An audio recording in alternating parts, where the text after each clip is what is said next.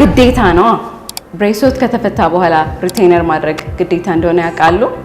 ብሬስ ከተፈታ በኋላ ጥርሳችን ላይ የመጣው ለውጥ እንዲጸና ለማድረግና ጥርሶቻችን ወደ ነበረው ቦታ እንዳይመለስ ለማድረግ ሪቴነር ማድረግ ግዴታ ነው። ሁለት አይነት ሪቴነር ያለ ሲሆን አንደኛው ቋሚ ሪቴነር የምንለው ጥርሳችን ላይ የሚጣበቅና ለረጅም ዓመታት አብሮን የሚቆይ ነው።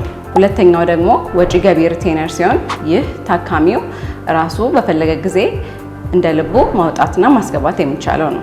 አመርቂ ውጤት በሪቴነሩ ለማግኘት ግን ለመጀመሪያው 6 ወራት ቀንም ማታም ቢያንስ ለ22 ሰዓት መደረግ ያለበት ሲሆን ለቀጣዩ 6 ወራት ደግሞ ማታ ማታ እየተደረገ ይቀጥላል።